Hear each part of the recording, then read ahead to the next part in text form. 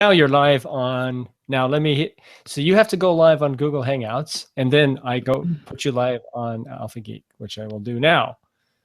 Okay, but then I thought they took the NosillaCast feed, no? Nope, no more. I did not know that. Look at that. Well, that's exciting. I learn Yes. something every day. Steve and Todd are over there doing these little things they do. I'm not in control anymore. I'm not sure that was a good thing. Well, hello, audience. We have a small but enthusiastic audience here today, it looks like. We have Sandy and Mark and Alistair. I think that's more than enough for an entertaining day, though. I think it is. A personable podcast. Okay. Live podcast. You guys have to see what Stephen Getz sent Steve and me. Steve's only letting me touch these for a minute. I don't think he's going to let me keep them. Check this out. Oh, bad lighting. A lot of screen reflection there. Yeah, I'm trying to rotate it so it's not parallel to the screen. Stop talking, because you take the focus when you talk. There it goes. Check it out. Star Trek commemorative Canadian stamps. Now you can say woohoo. Woohoo.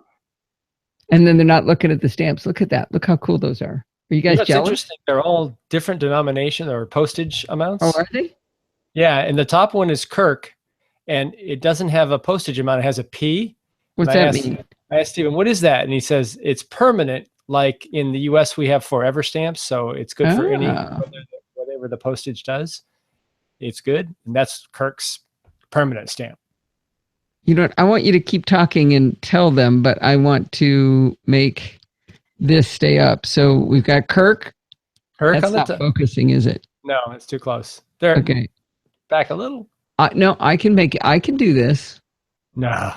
We got time. Where's my, which one of these controls does my camera? Here we go. Webcam settings. Here we go. Focus. Where's focus? Advanced. Focus. Autofocus. There we go. Okay. So is that better? It's coming in and out. Is it trying? It's not even trying. It's supposed to. And then Spock, McCoy, Scotty, Doohan, and a Klingon. I didn't even notice that. There's a Klingon. One of the earliest Klingons. Probably not the best, but one of their. I don't know why they picked that one. I can't read it. Is he the cheapest? Yes. Klingons are always the cheapest. No, that's very racist of me to say that. It is. It's terrible. That's only because there's no Ferengi, right?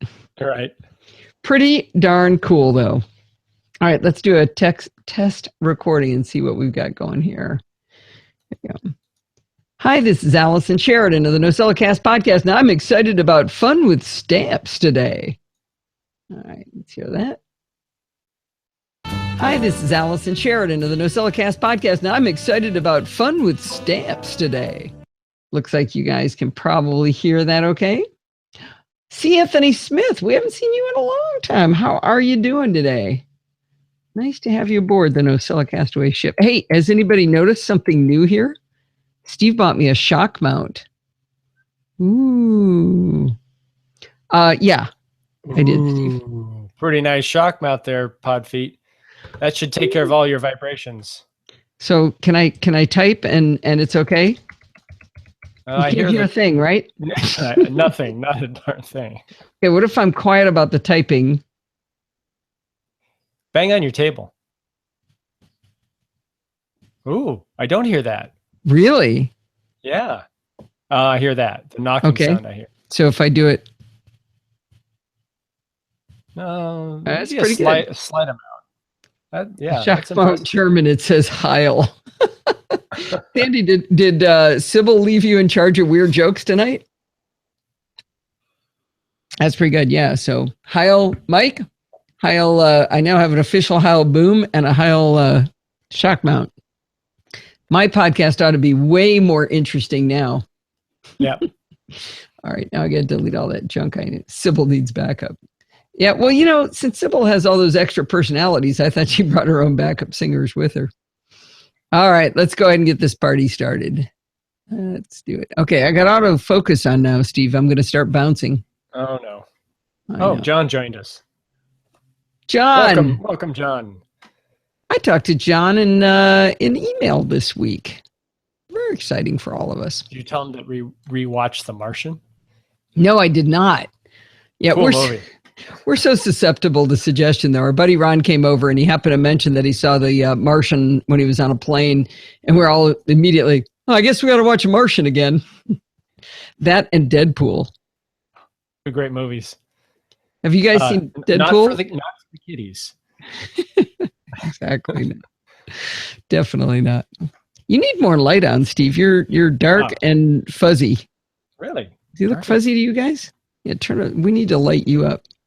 Light me up, huh? It's available free on HBO. Oh, really? Oh man, if you haven't seen it, you've got to go see it. Got to see it. It is the best movie ever. Deadpool's fantastic too. Wait, when Mark says free, he means the movie, not some series? He said Martian. I'm sure he means The Martian. Oh, I thought we were talking about Deadpool. Okay, The Martian. Yeah, no. Got it. Oh, John, how was Independence Day 2? Light you up so close to 4th of July, right? Yeah, the movie Martian, man. That is, I read the book twice in the same year. I'm going to go read it again. I love that book. And I'll ask him. Asking in the chat. Ask him what? Independence Day 2. Oh, how it was? Yeah. I can't see watching it without Will Smith, but who knows? Yeah. Can you tell it's going to be a short show tonight because we're having all this time to screw on? We should probably mute Steve and get started. What do you think, Steve? All right. I'll mute. Bye, dear. Here we go. Bye-bye, Gracie. Don't talk to her. She's up there on top of the file cabinet, and I'm glad she's up there not bothering me. All right, here we go. Hi, this is Allison Sheridan of the NosillaCast podcast, hosted at podfeed.com, a technology geek podcast with an ever so slight Macintosh bias. Today is Sunday, June 26, 2016, and this is show number 581. I'm a huge fan of Bart's show, Let's Talk Photography. Once a month, he comes out with a show with one or more other photographers, not to argue about well, is Canon or Nikon better, but to talk about techniques, ideas for new photography projects, how to get your photos printed, and more. Last month on episode 32, he was joined by Antonio Rosario of the Street Shots podcast, another favorite show of mine.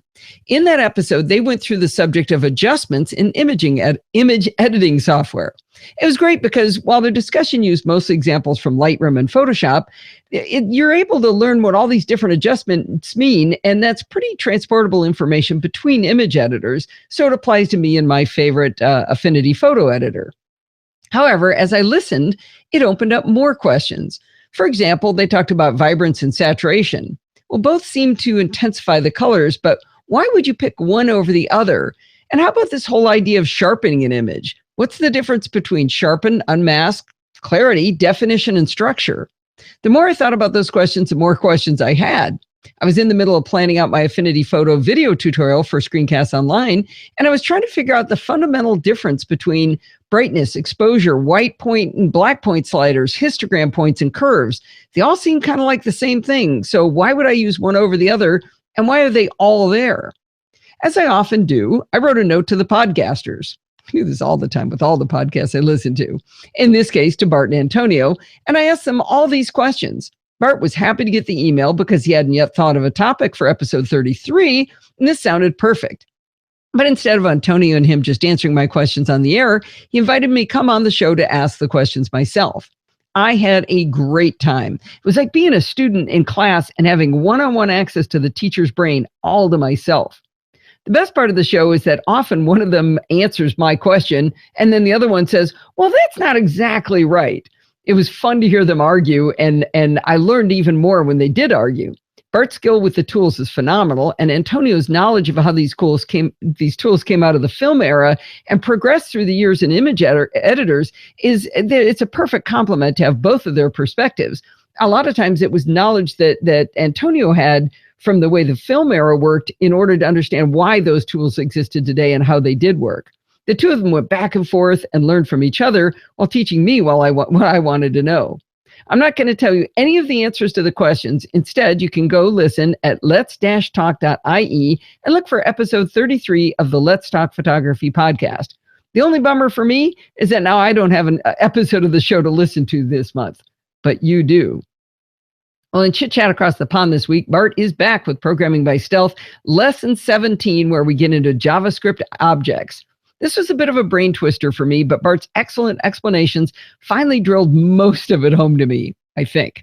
I was also very proud of my little self for getting an A- on my homework from the previous episode. It was structurally and logically completely correct, and I only lost points because I forgot to indent one function line, sort of like misspelling your name or the teacher's name on the top of your paper. I have to admit that I had a lot of help from my teaching assistant, Alistair Jenks, though. I can't take full credit for getting an A-. It was really great, though, to have Alistair explain the same things Bart has explained to me, but from a different angle. It really helped me cement some of the more obscure concepts into my brain, like anonymous functions. Now, I got to tell you, sometimes when I'm working on this stuff, when I'm working on the homework, I hear myself saying, this is too hard. I totally don't understand. I'm never going to get this. What I've tried to do is replace those negative thoughts with Professor Marianne Gary telling us that the way to keep our brains in good health is we need to find things that are difficult for us and to master them. Programming is what I've chosen to try to stay mentally fit. Oh, that was my neck. Did you guys hear that?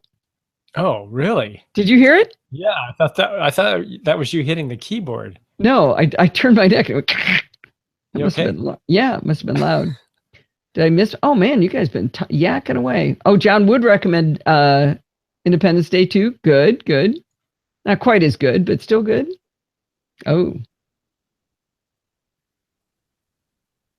Oh, Alistair, you don't do superhero films? Deadpool is so funny. I mean, it's hilarious from the credits forward. It is hysterical. I loved it. Ooh, welcome, NC47785. Who have we got in the house today? Do you know who that is yet? Not yet. Rose is here. Yay! So we've decided, Sandy and I were discussing, and we decided that everybody gets a hall pass for the summertime, okay? If you're late, if you're not going to be here, it's okay. Everybody's off the hook for the summer. But when it's back to school time, I want people in chairs at 5 o'clock. Got it? That includes you, Wingman. Yeah, where's Wingman? We're not recording. Maybe he's going to go back and watch the live show. You never knew. You're not recording? What? Oh, at the moment. I'm recording video, right? Let's see. What else did I miss? We're talking about photos library. Freezing. Oh, she's having trouble with photos. Okay. All right. My son has decent video of him breaking his arm. Oh, Alistair. Sounds like a Star Trek hold number, NC47785. That's right. Oh, sorry for the winter, Alistair.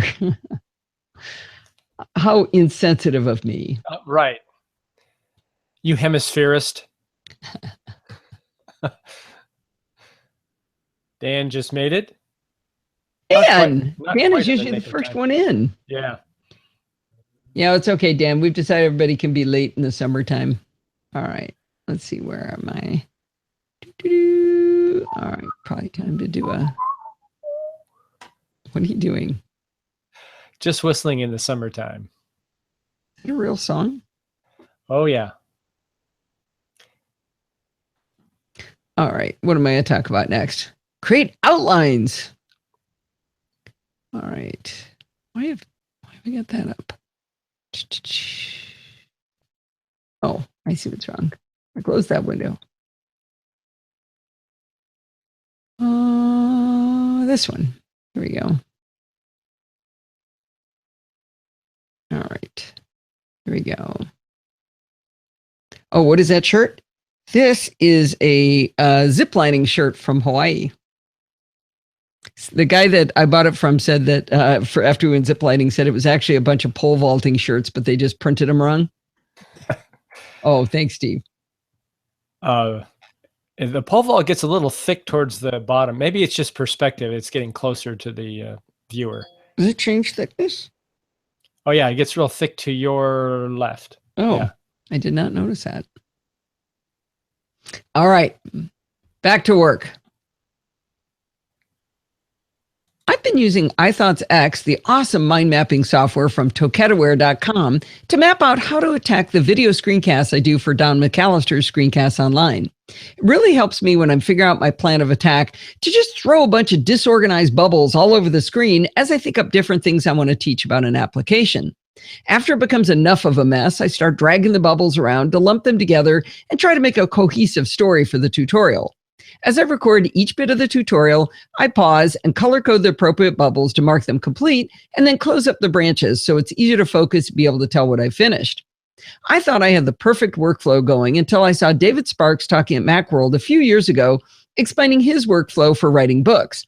Like my process, he starts with a mind map, but then he takes an interesting turn. He exports his mind maps using the OPML format. That stands for Outline Processor Markup Language, and it's basically an outlining language. He then pulls that OPML file into Omni Outliner from the Omni Group over at omnigroup.com. He even showed how he can round trip his thoughts, exporting again in OPML and then back into his mind mapping tool. So you can actually go back and forth between outlines and mind maps using OPML. Now, I had no idea you could pass mind maps to outlining programs and back using OPML until David explained that on stage. This got me to thinking maybe this kind of workflow would help me in planning my tutorials. While bubbles are ideal for dragging around to organize bursts of ideas, they're limited in how much you can write and also to keep the mind map manageable. I'm sure Omni Outliner is a terrific program, but I don't need a lot of crazy awesome features in an outlining application. At $50 for the non-pro Mac App Store version, it's too expensive for my very limited needs. I'm not writing a complex novel, I'm outlining a 45-minute video. I went on a hunt for a tool that would fit my needs, and after trying some pretty janky free outlining programs, some of them were horrible, I found the right one for me that was not free. It's called Tree from topoftree.jp. It's only $12 in the Mac App Store, which for me hits the sweet spot between freeware, jankiness, and real money, high-end applications. Tree is so named because it has two different views. It has the traditional outline view where child items are indented under their parent, and then it has this tree-style view where the child items are in columns to the right of their parents. Personally, I make too many sublevels in my outlines to make the tree-style view practical, so it just starts kind of flowing off the right-hand side of the screen, but maybe that's a view that will help others. I think my favorite thing about working in Tree is that it's so fast to write an outline using keystrokes you already know. Type a line, hit enter, makes a new item. If you want the next item to be a child item, you can hit Command K. Want the next line indented? Hit Tab. Oops, want it back out a level? Command Shift Tab to bring it back out. I won't go through all of these options, but just about everything you'd want to do is available as a keystroke. If you dislike using keystrokes, there's big bold buttons for add item, add child, indent, outdent, and even delete items. There are also buttons to add labels to items, which changes their bullet color, and buttons to change the color and font of the text. Once an item has at least one child, the bullet changes to a disclosure triangle, allowing you to hide and reveal those child items. Tree also allows you to drag and drop items to move them around, and I do that a lot when I'm organizing my thoughts. It's almost as easy as dragging bubbles in iThoughts. You can toggle on-off checkboxes for the entire outline, and then check items off after you've dealt with them. I tend to need something a bit more visually obvious, though, than the light gray checkboxes in Tree, so I just changed the entire line of text to a new color instead. I was thinking about it while I was writing this up, and I think I might just start making lines bold when I'm done, because that stands out just as well as color, but it's easier to do with a keystroke than changing the color with a physical button, that you have to go through menus. Label colors are easy too, but just like the checkboxes, having that teeny bullet or disclosure triangle change color isn't obvious enough for me. I kind of wish it just changed the color of the whole line. The one thing I do wish was easier in Tree is how to select an entire family, so the parent and the children, so that I could mark the entire thing as complete. Might be in there somewhere, but I haven't found out how to do it yet. Now, it's not that hard to do a shift select, but everything else is so intuitive, I keep thinking maybe there's an easier way, like triple clicking on the parent or something like that. If your outline is getting complex and you want to focus on one section, you can open a family in a new tab. You can do this through the menus or with Command-Shift-O. This lets you work in a clean area with lots of room, and when you close the tab, any changes you made are reflected in the main document. If you close the main document, the family tab will close as well. And when you reopen the main document, it remembers to open both tabs. Very cool way to stay organized and simplify your view at the same time. My most recent video for Don is on Affinity Photo, like I mentioned earlier, and it's such a complex application that I really had to be organized to be able to fit it in 45 minutes. I decided to work in Tree this time, and it definitely helped. My notes, when exported to a rich text document, are 11 pages long. I'm afraid Tree may have created a monster. But using Tree, I was able to put in more information so I could glance over a Tree and back at Affinity Photo and keep recording the tutorial, and I'd actually have the text of what it was I meant to say. I'll always use a combination of iThoughts mind maps and Tree outlines from now on for my video tutorials. For grins and giggles, I sent my outline from Tree back to iThoughts and took a screenshot in both applications of just one small section of the tutorial so you can see the same information in the two forms. That's, of course, in the show notes. Throwing ideas up into bubbles and iThoughts is still easier for me, especially since it runs on iOS and OS X, or do I say Mac OS now? So I always have a device with me where I can throw in ideas. That'll happen to me a lot of times. I'm at the grocery store. Well, let's not lie. I don't grocery shop, but I could be at the gym and I'll think up something and I can throw in an idea in my mind map and it's reflected on all my devices. But after doing the final organization and fleshing out my thoughts in Tree, it was much easier to stay on task while making my video. I should mention that I've been using Tree 1. I'm at version 1.97, and I just discovered that Tree 2 is already out. But I read the feature list and I couldn't find any significant differences. So hopefully this review will have given you an idea of what Tree 2 can do as well. I really think Tree from topoftree.jp and also available in the Mac App Store for, it's like 11 or 12 bucks. Maybe it was $11.99. I think it hits the perfect sweet spot of light and easy, along with just enough capability to help me work quickly when organizing my thoughts. Okay, there's a complete lie in here that my editor didn't notice. Oh, well, I don't edit for content because when I do that, you get yelled at? Yeah. I tried it a couple times. Okay, just spelling errors. Okay, let me refresh this. I could start doing content. No, you're not authorized to do that. Okay, what's going on? Why is this not? People are saying they're getting freezing, but I'm not seeing it on the Google Hangout. Tree 123, please grow very big for me. What are you talking about? It must be an Australian thing or a New Zealand thing. Becoming a tree hugger. Freezing very hard to get out of bed. Maybe they're saying it's cold. Oh, they both, Sandy refreshed and it worked. Okay, why? Okay, I'm going to go back to the web version and fix this. No, I could make myself a note. Command Shift Tab in Tree to back out. I said Command Tab to go in, and then I said Command Tab to go out. Ooh, 9 Celsius.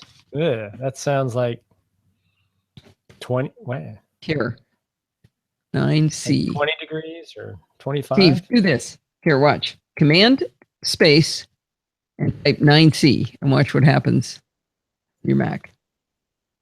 48.2. Okay. That's still pretty cold. Yeah. Yeah, you don't care about learning new things. Steve does not use keystrokes for anything. Right?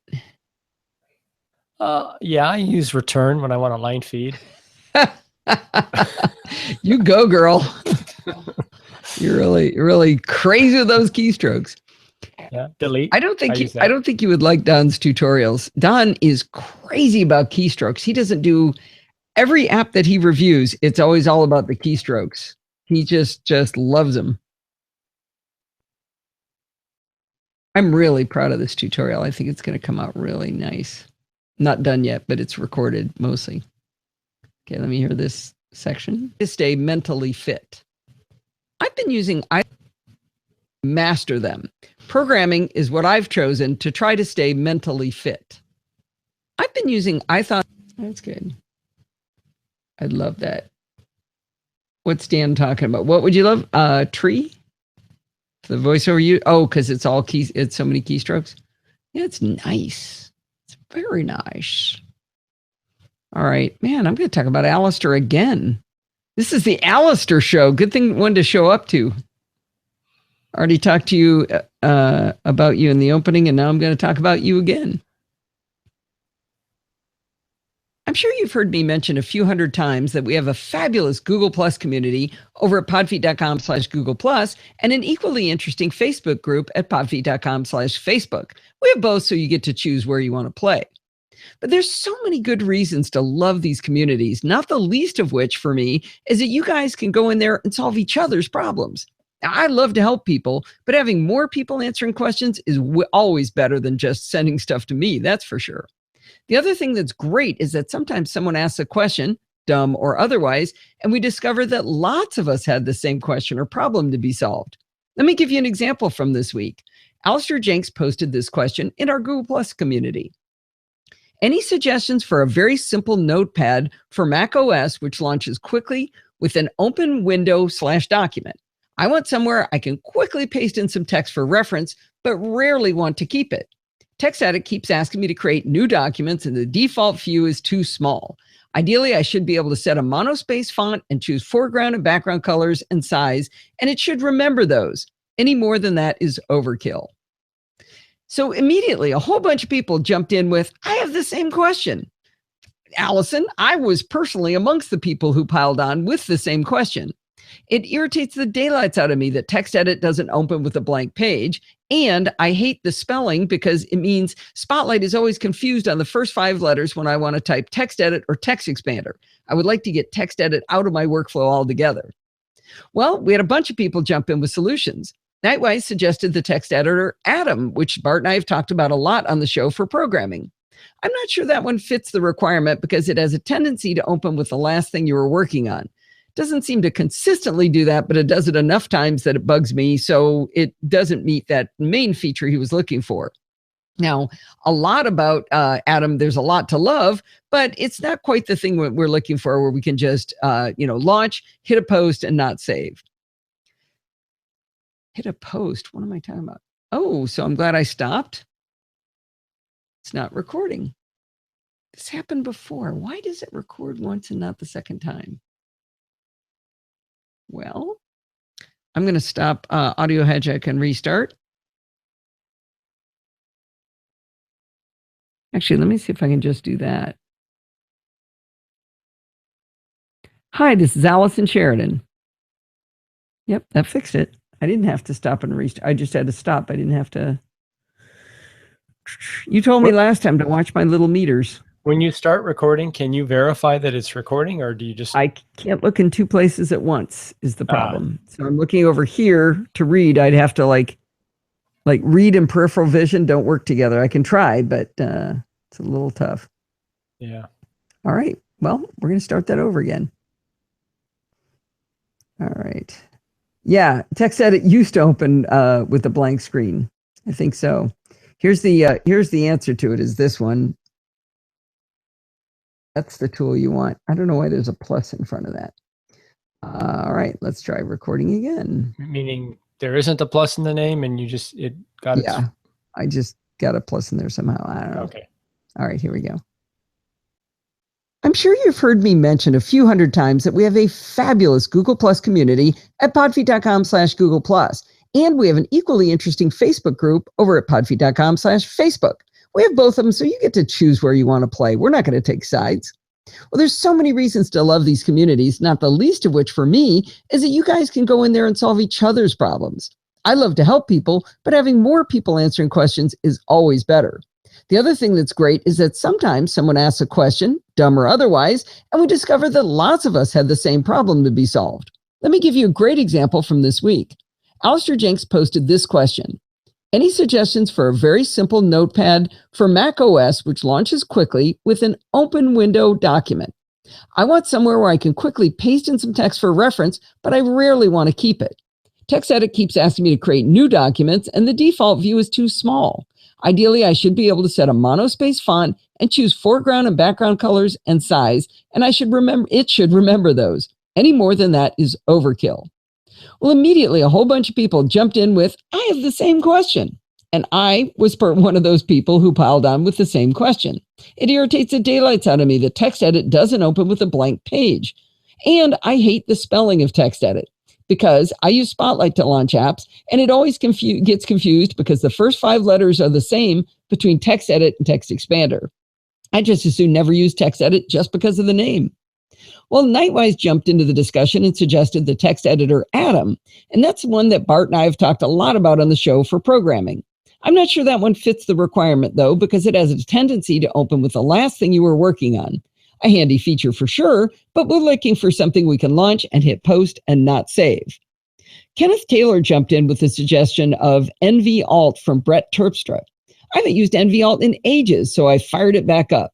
NVAlt is a spin-off of Notational Velocity. It's a really sweet tool that lets you save notes that sync flawlessly and always have between your devices. One of its most powerful features is search, which is oddly in the same place where you type the title of new notes. Brett has really been bringing it into the fold for Markdown fanatics, so that's cool too. However, it doesn't meet this very niche need that many of us have. Just open in a blank screen so I can paste and be able to see what I pasted in a format of my choosing, or of Alistair's choosing. I'm glad Kenneth reminded us about NVAlt, though. It's back in the rotation of my useful apps. George from Tulsa suggested an app called TextEdit, that's TEX-Edit, from TransText Software.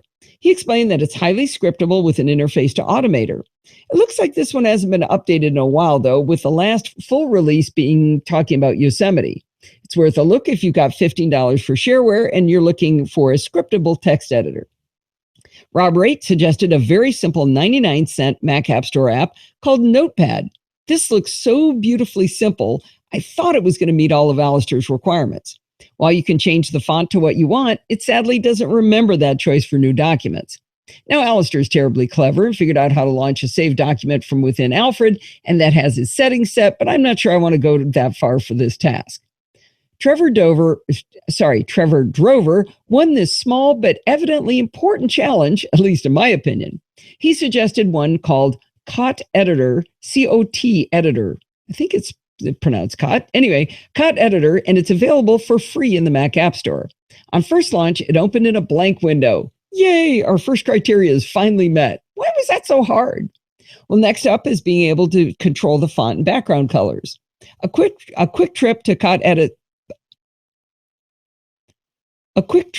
Edit Preferences shows a plethora of settings that are actually easy to follow. In my experience, like with Atom, the preferences are arcane and okay, I'm going to stop and restart that. I made enough of a muck up of that. So before you restart, what does COT stand for in COT? Well, that's what I'm wondering. We're looking on the web page and it's not popping out at us. I'm wondering whether it's COTEDIT. But no, but the E is capitalized. It wasn't free when you grabbed it? The E is capitalized, I said. Yeah, I know. I'm responding to Alistair. Oh, I'm sorry. The E is capitalized. I did a search for COT editor in when I did my tweet, and there was someone with that name, and they were mocking editors. And so I wondered whether that meant something. Okay, good. It is free where Sandy's seen it. Okay. Well, next up is being able to. So, Alistair, the first one you did wasn't free. Notepad was not free. That one was $1. Let's see. Well, next up is being able to control the. Let's not mispronounce his name if we're going to go back.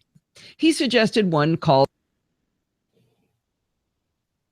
Trevor Dover. That is so hard to say. Trevor Drover. Yeah. That is a tough name. I bet nobody pronounces his name correctly. Trevor Drover. Yeah, that's 4 R's. It's a lot in 2 words.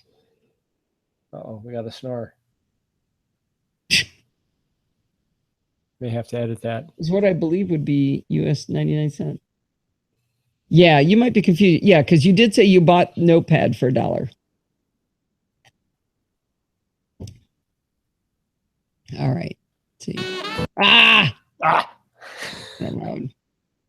Why it moves the cursor there. Go that far for this task. Thanks. Oh, maybe that's what it's always doing. Goes to the end and starts over. All right, here we go. Mute, Steve. Well, Trevor Drover won this small but evidently important challenge, at least in my opinion. He suggested Coat Editor. I'm not quite sure whether it's Code Editor, Cot Editor. We'll go with Cot Editor. COTEDITOR.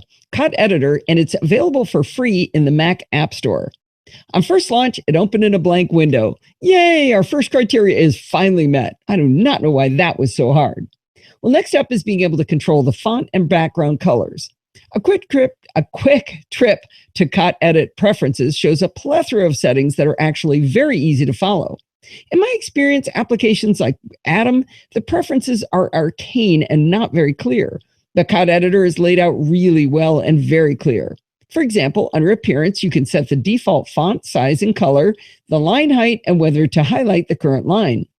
You could choose from a variety of built-in themes, change the default colors of those themes, or even create your own themes. Everything Alistair could want. Before I go on with what else I feel I like about Cot Editor, note that all of Alistair's original requirements have been soundly met. Now, he did say that anything else would be overkill, but that's his problem. This is working for me with all this other stuff. In Atom, I finally had to call Bart to find out how the heck to get it to recognize that I was writing JavaScript and so do the correct syntax highlighting for me. Instead of in Preferences or in one of the menus, it was down in the bottom right of the window, which is well known as the graveyard of visual clues. In Cot Editor, there's a super obvious pull down in the top of every window that says Syntax Style. Even better, under the Format tab in Preferences, I found a default syntax style section where I could change it to JavaScript, so everything I do will open in JavaScript because that's all I'm doing from now on. By the way, if you don't want Cot Editor to open a new window on launch, you can disable that in Preferences. You can choose Autosave with Versioning, which is, I know a lot of you like, although I think it makes us weak and we got to learn to save. Anyway, here's another cool option in Prefs. Let's say I get all excited about using Cot Editor and I have a document open. But let's say tomorrow I edit that same document in Atom and I hit save over in Atom. By default, Cot Editor will automatically update the already open document to the modified version. I tested this and it works. This is really crazy. I've never seen that in any other app before. Maybe it's out there, but I've never seen it. You've also got options for word and character count. You can set default window sizes and transparency of the window, which I find annoying at best, but if you like that kind of thing, you can do it. In learning JavaScript, one of the things I really liked about Atom was that it would autocomplete standard syntax terms. That was terrific. And then over time, I realized that if I made a typo, like once I wrote nan, which means not a number, I wrote it capital N, lowercase a, lowercase n. It should be capital N, lowercase a, capital N. And unfortunately, Atom remembered it and it kept offering it to me. So I've used it accidentally. It's like it lets you reuse your typos, which is the worst idea.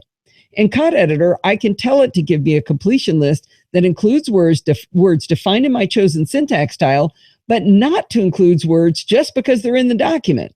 That's going to help me out a lot. Cot Editor lets you choose to invoke the word suggestions manually with escape, or you can have it suggest completions while typing. In this week's Programming by Stealth episode, Bart explained that whenever he creates a new function, he has a standardized set of comments that he puts in that he's forced up front to describe to his future self the purpose, the returns, and the arguments.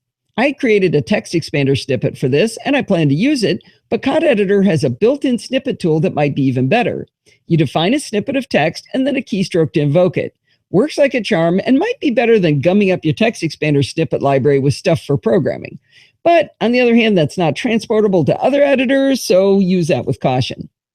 In Atom, I really like that if I type an open parenthesis or an open squiggly bracket, it adds the second one, so I can't possibly forget to close off my statements. Not that I don't still close them incorrectly, but it's nice to at least have that one safety net. That feature seemed to be missing in Cot Editor, but I found a place to turn it on in the Edit Preferences. Another thing I like in Atom is that when you put your cursor next to a bracket of any kind, it highlights the matching one. In Cot Editor, it seems to do it sometimes, but I haven't yet found the pattern of when it's showing it to me. I'm sure I'll get it sorted, but if someone else, maybe Trevor, has cracked the code on that, all puns intended, I'd really appreciate some guidance. And the only thing I could find not to like in Cot Editor, remember it's free, is that to open a new document, you use F5 instead of Command 0. I don't know why some tools use F5. It drives me crazy. Why aren't they all Command O? I should say, not Command 0, Command O. In Preferences for Code Editor, there's a section called Key Bindings, and I can see File Open, and I can tell it to use Command O, but hitting the keystroke doesn't do anything after I set it. When I quit and reopen Code Editor, the change I made to the key binding has disappeared. According to the help file, you can't reuse a key binding, but I searched all over the menus and I didn't see one that was Command O, so I'm not sure what's going on for me.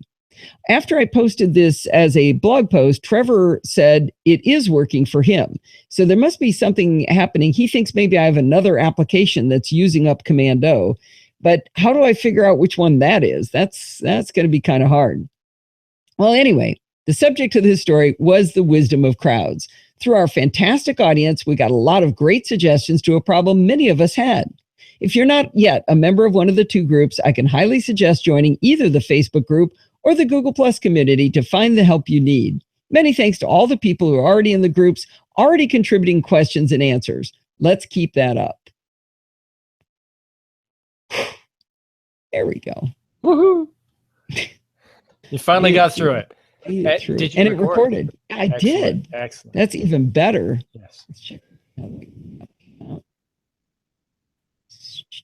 make sure, since I did it by hand, go that far for this task.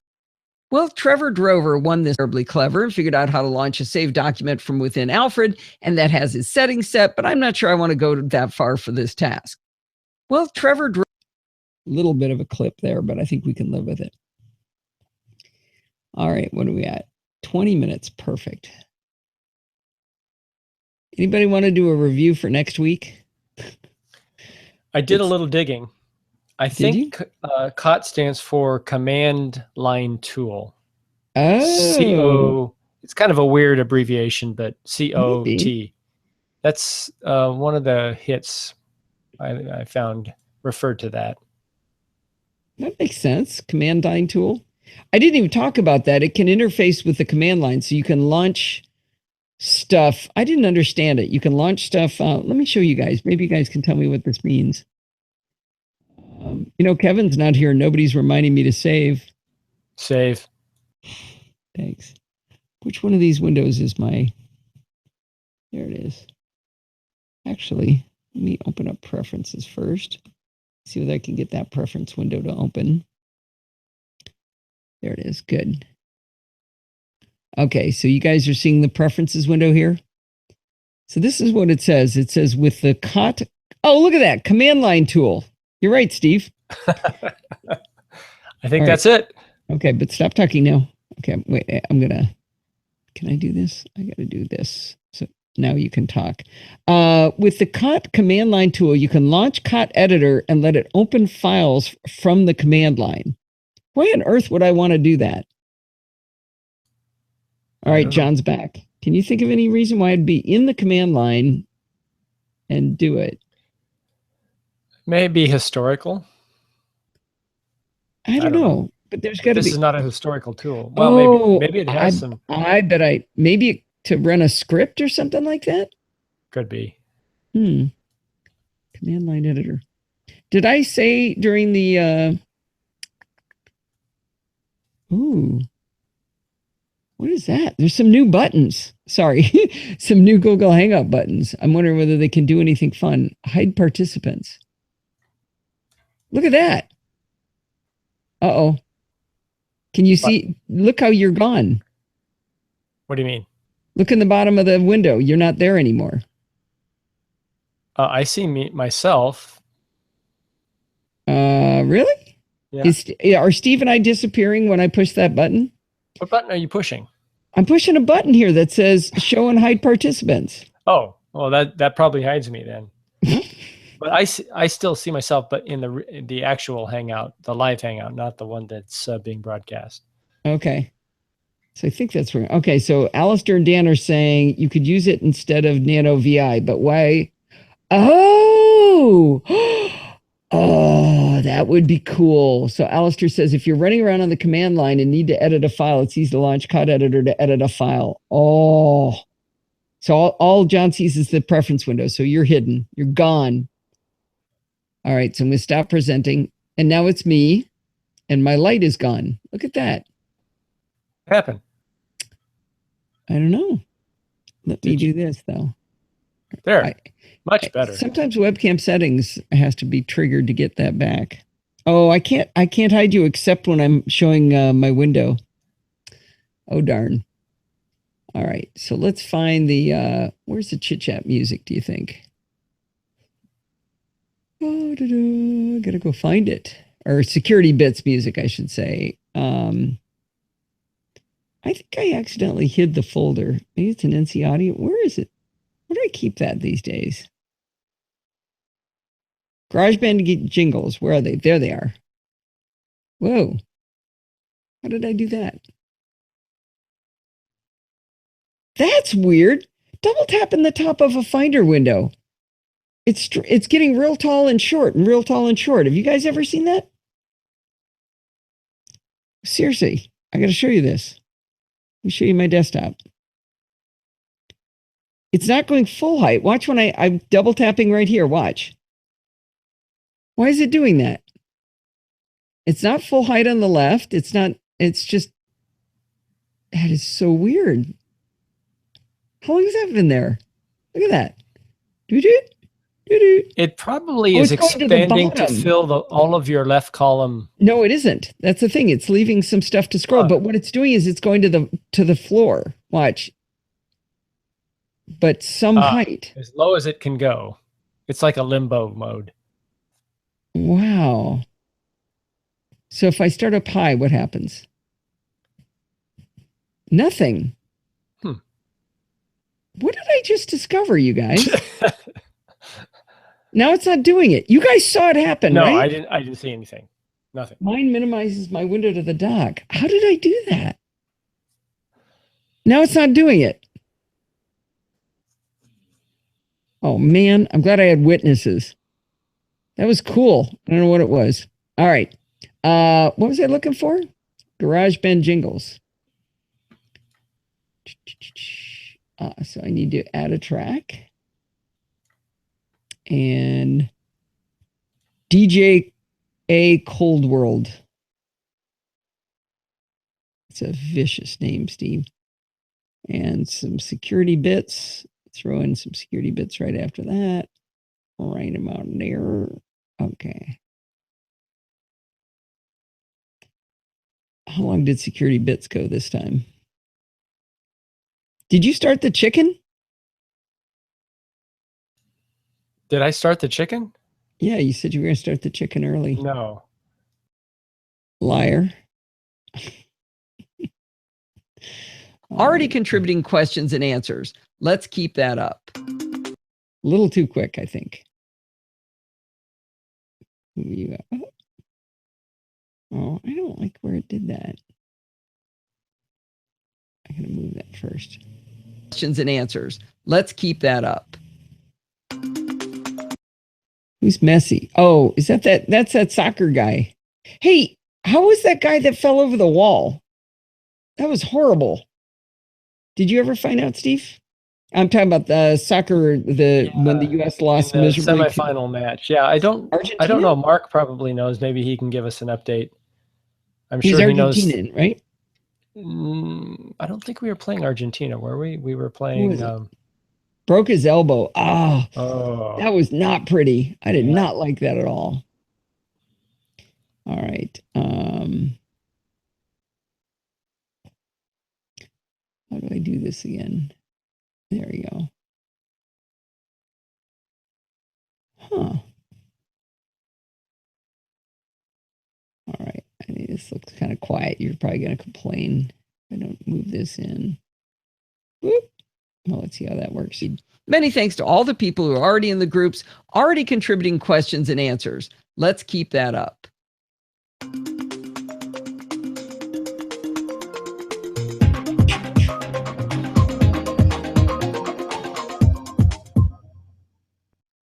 Too long.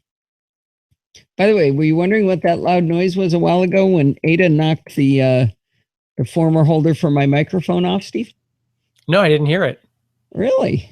vibration isolator worked. I heard it. Oh, it's time to stand up. Okay, let's hear that.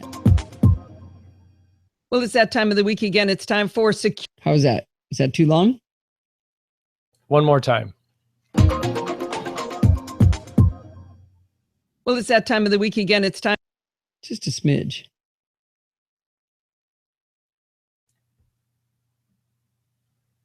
How is this? Well, it's that time of the week again. It's time for Security Bits with Bart Bouchatz, which for some people is their favorite part of the show. You should be on more often. Bart. Hello. Personally, I wish he'd do it every week because I'd have to do a lot less work, but it's all donation time. More. Yeah, I was going to say, I have podcasts of my own. I know. And you know what would happen is you do just as many long shows as you do for this one bit. It wouldn't be like you could do half one week and the other half the next week. That's not what would happen, right? No, it's not what happened because security stories expand to fill all available space. So what happened is that my filter... it's so hard for me to listen to this. When I get to listen live, I'm listening to the uncompressed AIFF, and it sounds so much better than listening to the MP3. 54 minutes. Shows sure are short when I don't have security bits. Shift track. There we go. Oh, I shouldn't have done that. I need to do my outro first. All right, don't play. All right.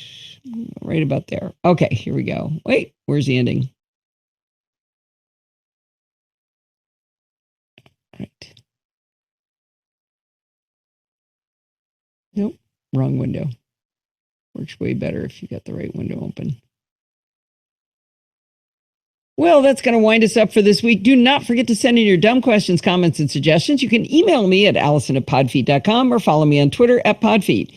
Don't forget to check out those Google Plus community at podfeet.com/Google Plus and podfeet.com/Facebook for the Facebook group. You know those are both great places to go. And if you want to join in the fun of the live show, like we had a blast this week. It was a small crowd, but very, very enthusiastic. And I think I will have a live show on July 3rd. I'm going to have family over, but I think I'll sneak off and do a live show. But just in case, keep an eye on Twitter and other resources to find out whether I'm actually doing it or not. But if I am, head on over to podfeet.com/live on Sunday nights at 5 p.m. Pacific time and join the friendly and enthusiastic NosillaCast castaways. Thanks for listening and stay subscribed. Wow, my text expander snippet. What the heck? Oh, it's on the wrong track. Why is Tesla coming in?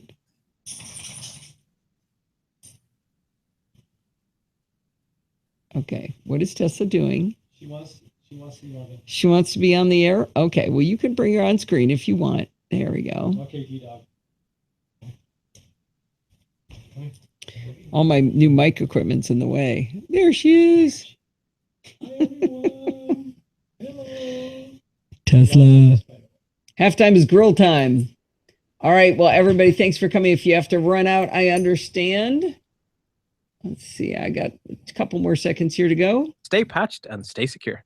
Do you see what she dropped? That cat of yours? Wow. I know. I can't believe you didn't hear that. No. Drop that from that height. Drop that from that height. Ready? That's what I heard. Weeks, and until then, stay patched and stay secure.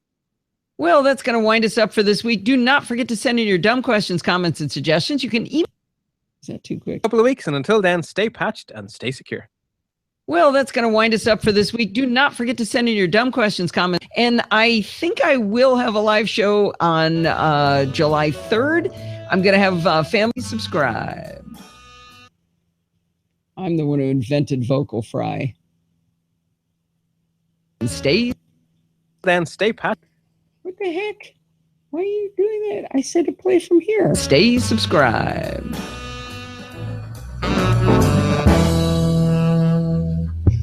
Whoops. Guess you could hear that.